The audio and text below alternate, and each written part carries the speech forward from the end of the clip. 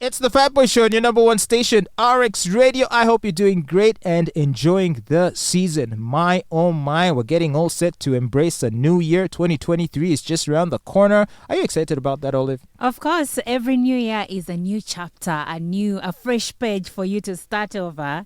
An opportunity to course correct and to, do things differently than we did the year before. That's right.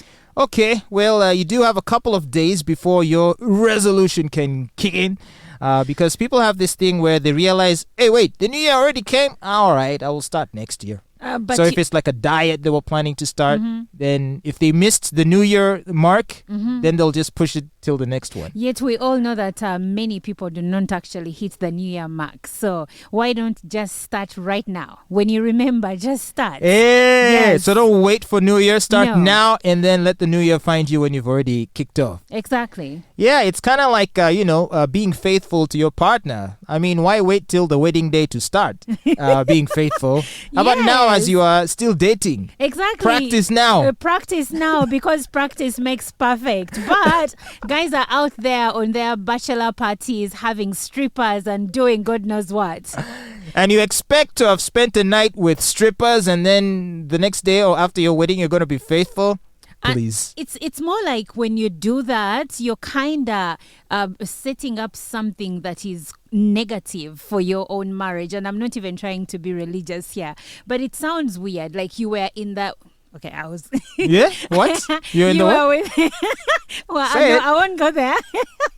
But you are in between someone else, and now you are with your wife or your husband. What are you bringing to your marital bed? A lot of curses, some might say. Well, speaking of curses, let's talk about serial killers because no one deserves to be cursed more than these despicable people. Now, today on the show, there's a very interesting story that's making the rounds that I think we need to look into. Okay. And it has to do with a French serial killer who's famously known as the Serpent, named after Satan himself. Yes. Well, he was convicted of several murders of tourists in Asia in the 1970s. Guess what? He has been released from prison in Nepal, where he has been in custody all this time. So his name is Charles Sobhraj. He's now 78 years old, and he was freed after a court ruled in favor of his age and his good behavior. Good behavior. Apparently, he didn't murder anyone while in prison. I guess, I don't know if it's because of a changed character or because he just didn't have the opportunity. Anyway, he spent 19 years in jail in Nepal for killing 2 North Americans in 1975, the year of my birth. My goodness. Well, anyway, so this guy was pardoned. Now, the question I guess that's worth asking is, should he have been pardoned? No. And been released? What do you think about this? I mean, once a serial killer, always a serial killer? Or do people deserve second chances? People deserve second chances, and he can have that in jail. I feel like this is not fair to the families that lost their people at the hands of this guy. For him to come out and roam the streets, even if he's not going to kill anyone else again, he doesn't deserve that. Well, his team, his legal team, successfully filed a petition claiming that he should be given a concession on his prison term due to health reasons.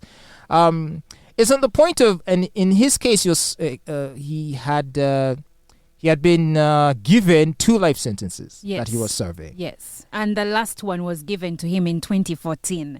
So for him to come out, please forgive me, but I'm not going to take this. As in, I know that in Nepal, they allow prisoners that have served 75% of their sentences to be released. But this person was a murderer. You don't get called a serial killer for killing only 2 people. Probably those are the cases that were brought forward so that he could be charged, but he probably killed more people before that. Okay, and also the question must be asked. I mean, if you complete 75% of your jail term and you show good character, you can be released. Now, what's 75% of a life sentence, I wonder? Who calculated that? But we'd like to know what you think about this. Do you think they did a good thing in essentially, releasing this guy, pardoning him on account of his good behavior? And yet he's a serial killer. Let us know by going to the RX Radio Facebook page or our Twitter page. You can leave your comment there.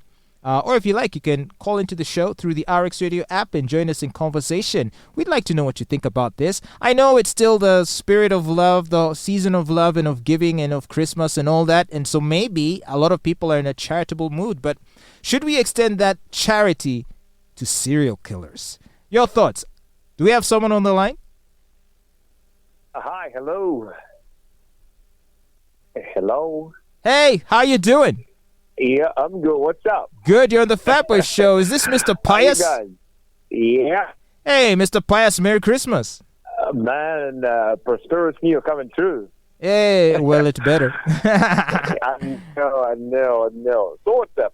No, we're good, man. How have you spent the holidays? Have you been with family? So far, not bad. Really, I think I would say good. Really, very good so far. Nothing to scream about. Okay. Are you looking forward to 2023? Yes, a lot. So very much, like 1,000,000% yes. Okay, that's good. Good to hear. I like your optimism and excitement. Yes. So tell us about this story. What do you think about this serial killer being pardoned? This French serial killer known as the Serpent. Should he be pardoned? No. Yeah, well, I think in my opinion, I think yes. Everybody in Did you say yes? Yes, I said yes. Like he deserves a second chance. Yes, a second chance. And you know, the idea about the second chance is this, yeah? That when you decide, when it is a principle, a concept in life that people deserve second chances, yeah? I think you don't really have to be partisan about it, who gets it and who doesn't get it, you know? It's just like when you say everybody deserves to breathe in the air. I mean, basically, everybody should get access to it. So now I think as a standard, yes, a principle in life, you know, natural law, I think everybody deserves really a second chance. And the problem is this. It's okay to give someone a second chance, but what they do with a second chance is where the big question of the day comes, you know? So, but I really think that up to 75%, and I'll tell you something, life in jail can be fascinating in a way. And especially the Mexican jails, the Vietnamese jails, and even the Nepalese jails. I can assure you that life there is not as conventional as it is in but when you decide to kill someone, when you decide to end somene's life, then it doesn't matter how bad the life in jail is. That is true. So you deserve it. I know. Yes, I know. That's true. But you know what? You know what happens? You know, psychology tells us that a man's actions are always enhanced or reinforced by certain forces that you can never understand. Yes, and when he did that at the time, yes, that was horrible, terrible, unforgivable. But yes, he's showed out a reformation, and basically, we just want to get the very best out of everyone. I know it's a terrible idea, but yes, I think that guy deserves the second chance. And now, what he's going to do with the second chance is what matters. Actually, if I were the judge, Roland, yeah, and this guy is brought to my chambers, I mean my court basically, and I'm giving him a second chance. And well, this guy is bad news. Bias, this dude is bad news. So do you know he has been linked to more than 20 killings between 1972 and 1982? Exactly. In which his victims were drugged, strangled, beaten, or burnt. And you're saying he still needs a second chance. If you were standing on the opposite fence on the side of the people whose people were killed, would you be having this same No, Pius, let me continue. This dude is bad news. Listen to this, Pius. So, what happened was that he briefly managed to escape from prison by drugging the prison guards. He later claimed the escape was a ploy to get his sentence extended to avoid extradition to Thailand, where he was wanted for 5 more murders. Meanwhile, the reason he got arrested in the first place, the first time he was arrested, is because in India he tried to poison a busload of French tourists. Oh my goodness. Can you imagine? This guy is bad news. This guy is bad news. Exactly. You know what? Now, let me tell you something. This guy deserves to rot in jail. He actually needs to be in solitary confinement. Excuse me, he needs to be hanged. What are you talking about? He deserves to be hanged. Let me tell you something, yeah? Yes. That is true. What he did, very despicable. That is true. I mean, it's undisputable, yeah? But now the idea here is this, that we're going to hand him the second chance that life gives, okay? But what he does with the second chance is what will be his final fate. Honestly. But here is the thing. Why does he get to have a second chance after killing more than 20 people? Those people needed the first chance and he took it away. So he doesn't get a second chance. Let me tell you something. You asked it away on the other side, yes? Yeah. Yes, and actually when you brought up the topic, yes, the first thing that struck my mind, imagine this guy maybe murdered my sister or someone really close to me, yeah? And 19 years down the road, what is the state of heart? How do I feel about this guy? Do I want to kill him? Well, I don't know. But I think if he has served some time in jail, basically the idea is this. We want to give someone time, self-reflection. I can tell you something. I can bet on this. After about 19 or 20 years in jail, that guy is not going to be the same person. But you see, he was in jail and at one point he tried to escape by dragging a prison.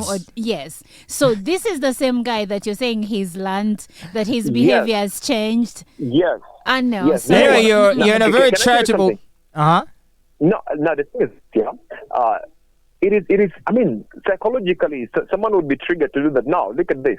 That guy already understands that when he's, they call it extraditing or something like that. Extradition. Yes, extradition, yes. Now, imagine he knows what is coming up his way, yeah? And definitely like any other person, I mean, it's an impulse, basically. The first impulse is that this guy is going to think of escaping. And, I mean, have you watched Escape from Pretoria?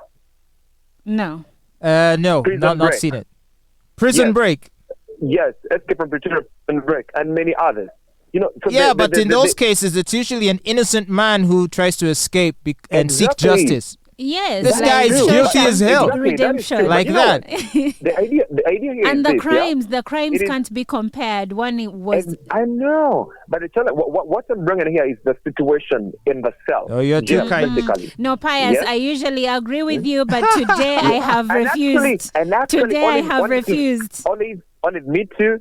Actually, I also said, you know what? Now this time round, I think I'm going to defer a little from all perspective. But basically, all I'm saying is this: this gentleman, this guy deserves a second chance, and if he messes it up, then he deserves to be hanged. But you see, he deserves to be guillotined. Now, I know we cannot change this, and I know that he's already been pardoned, he's out of jail. But this is the thing: there are also cases where someone is given, let's say, 40 years in prison for theft. Okay, and I'm like, why should someone who stole spend the rest of their lives in jail, yet the person who killed people is roaming the streets? Are we making the streets safer, or we are making them even worse?